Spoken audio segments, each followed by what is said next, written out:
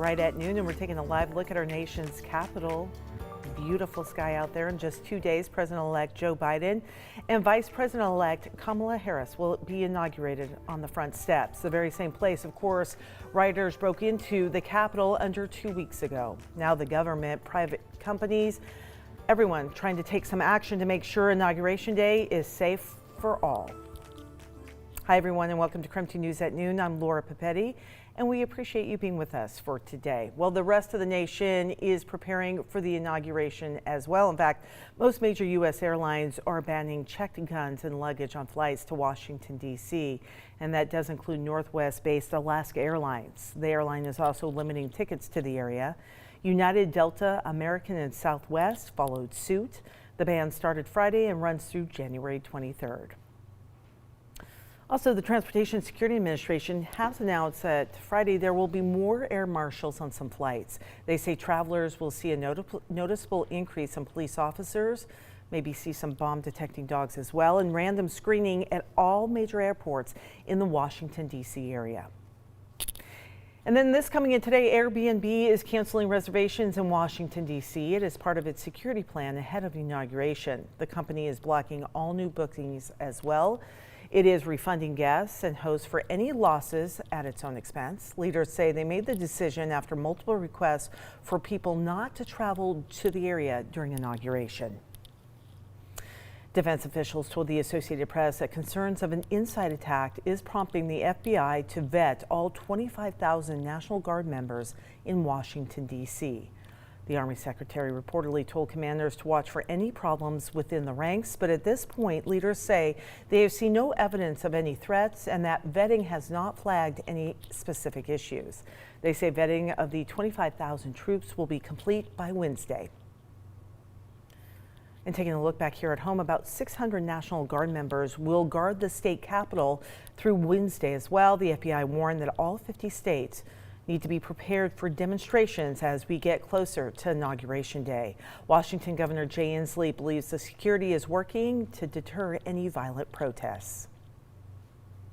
We've had good success when we responded to the violence at the Capitol. I'm very appreciative of the National Guard who left their families to come patrol in the rain, and the Washington State Patrol. And that deterrent value has been effective to prevent violence in our capital. Washington State Patrol troopers say there are no specific threats against the Capitol here in Washington at this moment. Today, Vice President-elect Kamala Harris will resign her Senate seat, and California Governor Gavin Newsom will appoint Democrat Alex Padilla to the position. Padilla will be the first Latino senator from California. All right, it is 12:03 right now. We're going to take a moment, turn our attention to weather. Hearing that the forecast is looking pretty calm out there. Jeremy, it's actually a beautiful day today. Oh, absolutely. It's just a little bit cooler, but believe it or not, this is about where we should be this time of year in terms of temps. And as we head into the latter half of the week, well, that all changes. But the good news is we stay relatively calm, especially when it comes to some of that wind. Right now, we're looking at temps hovering right around 32 degrees, and as we head into the afternoon, those are going to climb ever so slightly, but we are a little bit chilly across much of the inland northwest today. Coeur d'Alene up to 36, Sandpoint up to 34 degrees, so those two spots are a little bit warmer than we are elsewhere around town, but still taking a look around. You know, it's a bit of a difference between Spokane International Airport and Felts Field. Felts Field, we are up to 36 already, but at the airport, it's 32. As the sun comes back out, everybody should start to rise as we scoot on through the day. So do expect some warmer temperatures to move in. And then overnight, tomorrow into Wednesday, cloud cover really starts to take over. But later on this afternoon, temps do climb into the mid to upper 30s. Not all that bad, but depending on where you are in town, it'll be give or take a couple of degrees. Expect the sun to peek out from behind some of those clouds, so enjoy it if you have the opportunity. Laura? All right, my friend, thank you. 12:05 right now. Today, at last report, there's still about 3,000 Avista customers without power. It's been a long few days for those folks. This stems, of course, from last week's windstorm. Now, the map shows more than 50 outages here in the Spokane area, also scattered outages throughout North Idaho as well. Avista crews and Avista say they are working around the clock to get that power restored. For Spokane County residents, the Waste to Energy facility is taking tree debris for free for the month of January. You can also use the North County Transfer Station and the Valley Transfer Station as well. Workers ask people to wear a mask and do prepare to wait in line. They say because of the pandemic, the number of customers allowed on the tipping floor is somewhat limited. So again, they're just asking for a little bit of patience. Today is Martin Luther King Jr. Day. It is a day to honor the civil rights leader. Today, there are a number of ways to honor his legacy right here in Spokane. Nicole Hernandez joining us now to tell us more about it. Yeah, so normally there's 3 different events that Spokane is used to having on MLK Day, but this year is going to be a little bit different. We're going to be celebrating by doing things on our phones and actually by coming down here to Wisconsin Burger and getting burgers. So the Unity Rally, the March, and Job Fair are all canceled this year. Of course, that's because of the pandemic, but local leaders are making sure there are still ways to celebrate MLK Day. Spokane Councilwoman Betsy Wilkerson already hosted a virtual talkback event talking about MLK's legacy. She linked MLK's history to what is going on in our country today. If we are to be together, then we have to work together. We know working against each other gets us nowhere. History has proven that to us already. If you're interested in actually helping out our community today, the MLK Center is hosting a food drive and a 5K virtual race. They're also doing an art drive where people can pick up canvases from the center.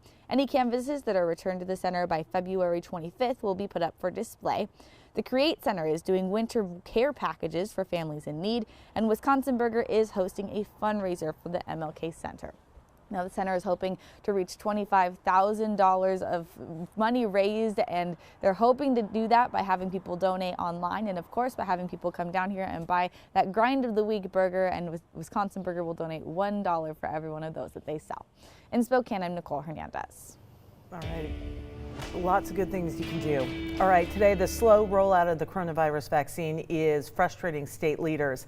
Last week, Washington Governor Jay Inslee joined with 8 other governors asking the federal government to release more doses. And now it appears to be happening, but is it the right decision? Our sister station in Seattle verifies. Last week, the incoming Biden administration announced it would release all of the government's doses of the coronavirus vaccine as soon as Joe Biden takes office. The Trump administration had been holding millions of doses back. So who's right? Let's verify. To find out, we consulted with Dr. Larry Corey of Fred Hutch, who is the vaccine point person for the entire country, overseeing all of the trials in the United States. The Trump administration has been holding back millions of vials of the Pfizer and Moderna vaccines as a safety stock. But that approach was widely criticized because of how many Americans need to get vaccinated and how many now need to get their booster shot on time. That's the one that has the high efficacy. That's the one that has the great protection against hospitalization and severe disease. And frankly, that's the one I think that needs to drive the science of getting the benefit, the full benefits. This week, Health and Human Services Secretary Alex Azar announced the production pipeline had improved, so the Trump administration will, in fact, release all of its doses. Dr. Corey says that's imperative because the timing of the vaccine's booster shot matters. I think the real issue has been to be able to deliver on time all the doses that have been manufactured. The reversal by the Trump administration helps prove holding millions of vials back is not necessary, and releasing all of the COVID-19 vaccine doses is the right decision.